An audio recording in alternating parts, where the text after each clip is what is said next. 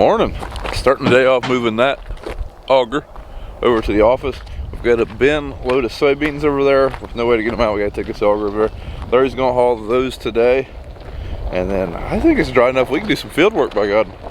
So hopefully I'm in the Turbo Max, don't know yet, and I think Dad might try to spread some fertilizer. See. Pick it up.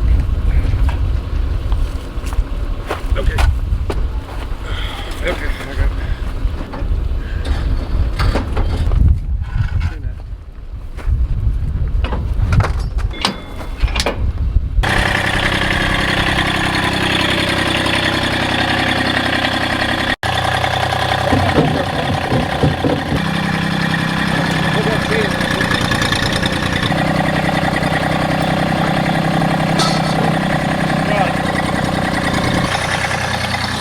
And you ain't any prettier in the morning. No. Now we got to play everyone's favorite game. Dig this hole out so we get this auger under it.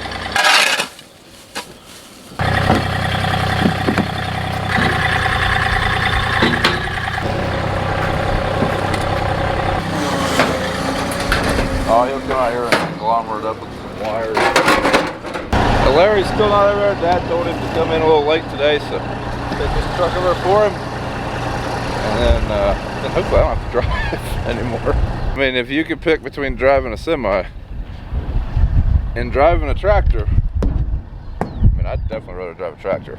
All right, the guys are loading out, so start greasing the Turbo Max. All right, check oil on the Challenger, and then we'll get it out.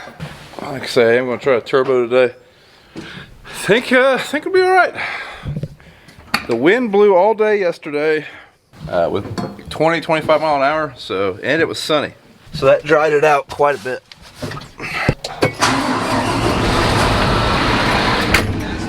All right, get this thing greased and do it kind of away from the shop a little ways out here in the freshly made parking lot. We do get our last order of seed coming in today, so I need to leave the driveway clear, but this shouldn't take long. Now, one other thing I might do before we get started tilling, I might try to get the AB lines out of Dad's tractor, put them in this tractor. I don't know what all that's going to entail because that's a Trimble monitor going into this monitor, so that might, I don't know, I need to call a guy.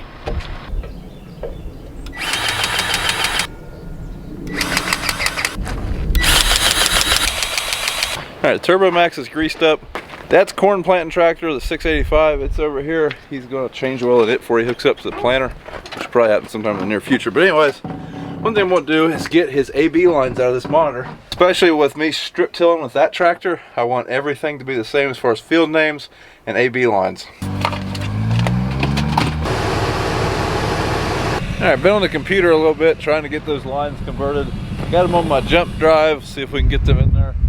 Also going to try to get the lines off of that Terragator, put them in that sprayer. They both use an ag leader monitor, so they should be compatible. Whereas if I get them off of Dad's tractor, I've got to put them into a different way. It's complicated. But this will save Dad from having to enter all the fields manually. You see where this bug bit me right in the center of the head? But hey, at least it's warm enough to get bugs biting you. All right, man, that bug bite's looking good. We are in the Oxbow. Got the lines for this monitor. You may not think this would be that big of a deal. It doesn't sound like a big deal, but for data management, it is pretty crucial to have all these fields the same. Otherwise, you end up done for the year and you're going through all your records and you're like, well, what do you call that field? And what do you call that field? So that's why we're trying to make sure we got this right now. All right, success. One of these days he's going to finish this project. All right, finally, let's get in there and get going.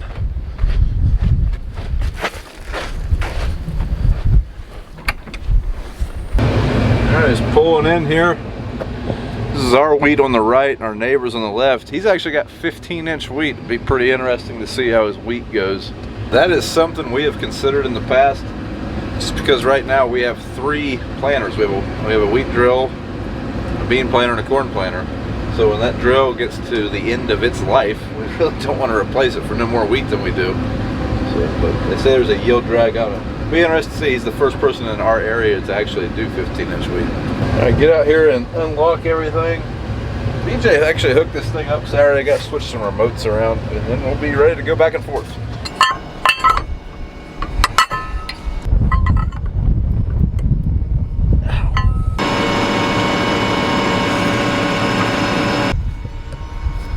Say adjust the depth. Don't want to go that deep. We got it going as deep as it'll go. Alright, and just like that, the spring grind begins.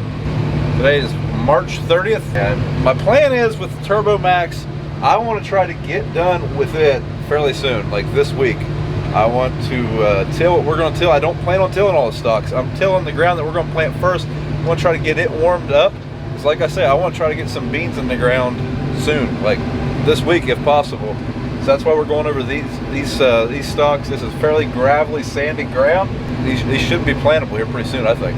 I am going to give this thing a quick walk over, make sure that basket that we just installed is holding up okay. Now the bolts are loose, and then we'll get back at it.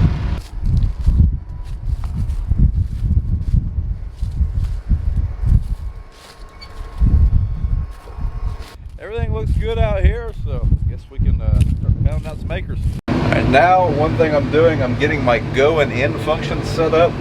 Right now, there's 3 controls that I'm using with the tractor. I'm using this CV remote, I'm hitting my auto steer, and I'm hitting my cruise control. I can do that all with one button. I just have to set it up. That's what I'm doing. I've got it set up now to where whenever I hit go, the auto steer engages, we drop the implement, and we engage cruise control. So I'm going to set my in function up when we get up to the end here after I get off the phone. Now that we're off the phone, we're just going to go ahead and set our in function. And yeah, then I'll be controlling the whole machine with these 2 buttons, and that's pretty nice. I like that.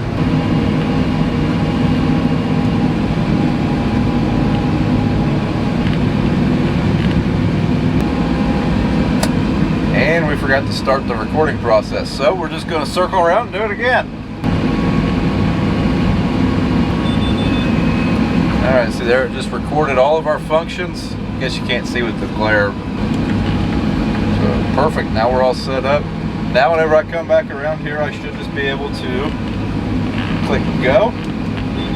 Yep, auto steer just engaged, implement's dropping, and we should be hitting cruise. Got my cruise set pretty low at the moment, but I'll go ahead and up it now. I had it set low so we can set that a little easier. Here, this is where you can adjust your cruise control. Turn this up to 10, and we should be, there we go, taking off. Hey guys, some of you may recognize this truck. This is our International, that little day cab that we usually have towing the little wheeler hopper bottom during harvest. It's going to be, I guess it's the designated truck for Dad's water tanker, 28 tanker, whatever you want to call it. So that this truck's going to be towing that to the fields when we spray. If you guys remember right, last year during harvest we ended up with a coolant leak. The International did get parked, had the intents of getting the coolant leak fixed pretty quickly because it seemed like a pretty easy fix. And sometimes easy fixes get just shoved to the side because they're easy to do and we know it don't take any time to do it. So, you know, they become last minute deals. So what we got going on is we found out our coolant leak was from this line, which goes into the heater block. And right there, that joint just cracked. Kind of rotted. That thread would have threaded into this fitting. So as you can see, I've got a 3/8 pipe nipple on that fitting now. Nobody close by had this steel line. So what we're going to do is kind of a bush fix here. We've had that tapped to accommodate 3/8 pipe fitting. Pipe nipple threaded in. Going to take some 5/8 rubber heater hose, clamp onto that nipple. As you can see, this has a barb on this end. It actually fits into a 5/8 hose that's already in the truck. And I've got a joint already clamped onto this line. So we're just going to insert this in place of this. And it's not factory, but it should be good enough to get us rolling and not have to pack around 25 gallons of antifreeze. It was just puking it out as fast as we could put it in, basically. So definitely don't want a truck overheating, but this should get us going. I would go out and film me putting this in, but the wind is howling and I don't think you'll be able to hear anything and other than the wind. And I know you won't be able to see anything other than my elbows and back of my head as I put this thing in. It's on the passenger side. I need both hands free, so just use your imagination. We'll get it fixed. Alright, we'll get out. I'm going to check my depth. I haven't really done that yet. I set it, but I might need to shallow up just a little bit. So get out and check that. See how deep we're going and how everything looks back there. Ooh, it's still windy. So we're going about maybe 2 inches deep, which is about where I want to be. Let's go back here and dig around a little bit. Now, if you're not familiar with how a Turbo Max works, you're not turning a lot of dirt over. Basically, the whole main purpose of a Turbo Max or vertical tillage, for that matter, is residue management. Trying to cut these stalks up, stir up the ground a little bit. Like I say, it will help dry out the seed bed a little bit, and it will help warm it up just a little. So you're not really going deep with it. We're not. We're just scratching the dirt, which is what we want. Hey, Dad. Hey, guys. Hey, Daddy. I want to walk with you. No. Yeah, Big Mama just gave me a ride. Moved my pickup over to the other farm. And mine. You gonna be a working man? Mm-hmm. A little man seeing tractor out. And So. I got in there. And of course, he brought a snack. And I don't get them with you. Okay, thanks, bub. What do you think of that floor down there, bub? Good. You like it? Mm-hmm. Now, this is one of our most rolling fields. Back there's some very drastic terrain differences and changes. You can kind of see over here there's a little bit of roll to it. Even in front of us, it's a little bit of a roll, kind of a little sideways. This part of the field is not too bad. I'm not going over the worst parts, just trying to prevent as much erosion as we can. We won't till those.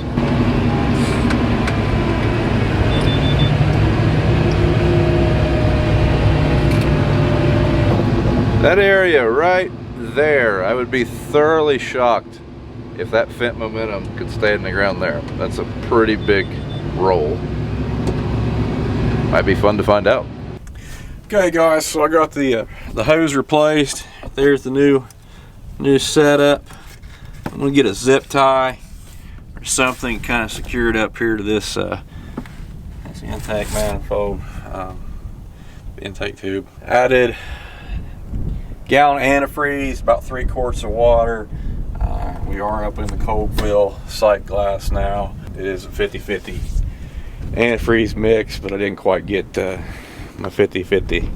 So hopefully this should be all right. All that's done. Get inside and try to fire this beast up. Go back out, check her over, see if there's any leaks. Okay, that's fantastic. Neutral, clutch. Engine's not cranking, so yay. On Farms blooper reel, take 1. I hollered at Dad. I said, so what's wrong with this thing? It's a push button start.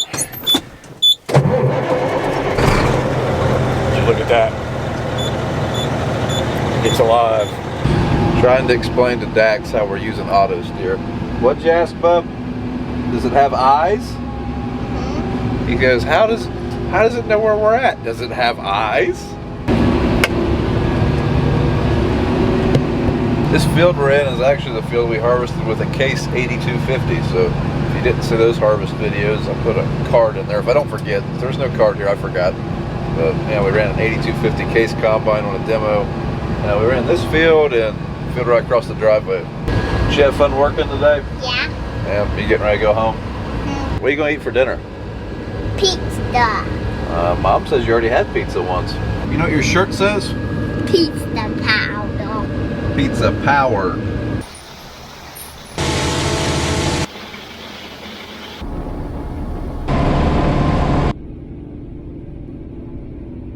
Coffee's starting to get cold. That's unfortunate. Alright, we're starting to work our way back. We've done our every other row, so I guess we're halfway done with this field.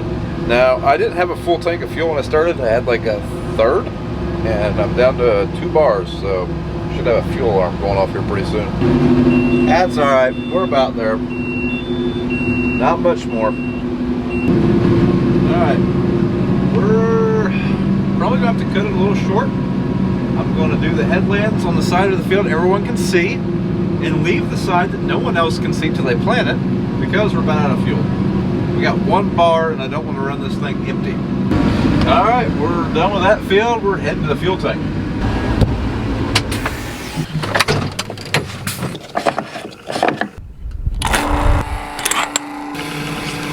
Now that's going to take a while. That's a 210-gallon tank, I believe, and she's probably down to like the last 20, I'd say at least. So I'm going to open up these doors. This is the shed it's going in tonight. And then I also got my dinner in a lunchbox. We're going to warm it up over at the microwave at the bins while that's fueling up. Kind of empty in here.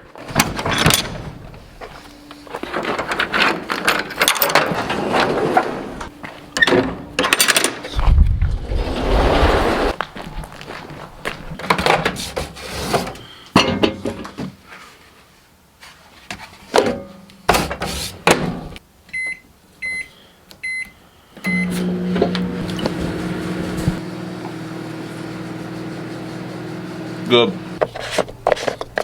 Man, we either got some bonus gallons or we were just extra empty. Just put 213 in it. We got 90 acres right here. Let's see what we can make happen. It's about 7:30. We should be able to finish this all right. I'm able to do right around 28 acres an hour. So I mean, this will take a while. For those of you wondering about our floodwaters, they pretty well resided. I mean, there's still some water, but nothing bad. Last year was worse. Well, it's about that time. That's better. I'll tell you, life is good in this seat. Been going back and forth all evening, listening to my favorite Joe Diffie Greatest Hits album. Rest in peace, Joe Diffie. But yeah, it feels good to be back in the seat. What's the weather like where you guys are at? It's been unseasonably warm the last, like, I don't know, 3 days, 4 days. Dried out a bunch, so hopefully it stays like this for us for a little bit. Like I said, we did get pretty fortunate and missed a big rain this weekend. Halfway.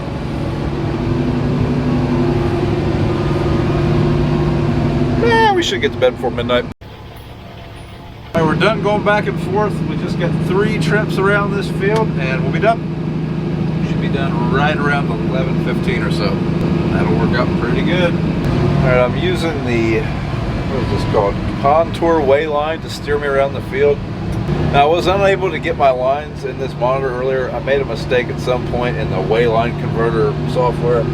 But had I been able to do that, I would have been able to use this guidance on the first pass. As it was, I had to steer the first pass. I know, poor me. Whew. It's okay, I survived. But now it is steering me around the rest of the field, so it does work pretty nice. It is pretty handy.